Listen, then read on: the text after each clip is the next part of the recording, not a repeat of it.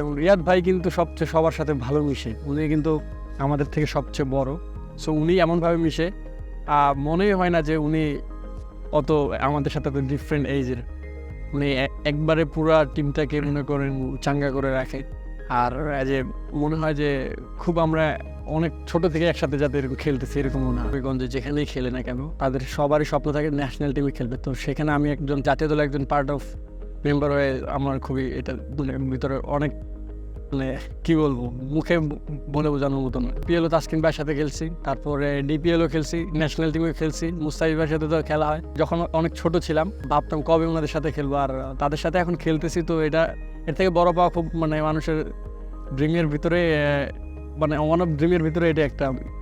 World কাপটা আসলেও পুরা দুনিয়ার সবাই দেখে যারা ক্রিকেটের পার্ট আর কি।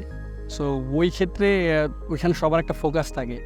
তো ওই কারণে আমার মনে হয় যে ওয়ার্ল্ড কাপ খেলতে পারা বা খেলতে যাওয়ার জন্য এক্সট্রা একটা অনুভূতি কাজ করে অন্যান্য সিরিজের থেকে। খেলার সময় তো বড় ভাইরা অবশ্যই সাপোর্ট করে। যেমন আমি যখন নিউজিল্যান্ডে খেলতেছিলাম, মুশফিক ভাই আমাকে একটা ভালো কথা বলছে, ওইটা আমার এখনও আমার কানে সবসময় লাগে। সো সেটা সিক্রেটই থাক। আর এমনি তো ফ্যামিলি আমাকে খুব সাপোর্ট করে, আমার ওয়াইফ বিশেষ করে। সো সবসময় খেলা যাওয়ার আগে কথা হয়, পজিটিভ কথা হয়। সব মিলে আর কি ভালো লাগে আর কি।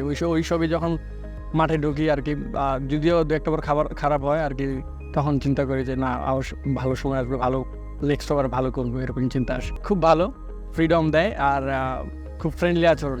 আর সবাই ওনাকে খুব পছন্দ করে, কারণ উনি সবার যে আমরা যদি বলাররা বিশেষ করে কোনো কিছু একটা করতে চাই বা ওনাকে বলি, তখন উনি ওইটা খুব গুরুত্বপূর্ণ করেন। সব ক্যাপ্টেনই দেখে, শান্ত ভাইয়ের দেখে, বাট শান্ত ভাইয়ের সাথে অনেক দিন ধরে খেলতেছি, সেক্ষেত্রে এমনি বিহেভিয়ার বলি সব কিছুই ভালো। দুটো বিশ্বকাপে সবারই লক্ষ্য থাকে যে লাস্ট বিশ্বকাপের থেকে ভালো করা।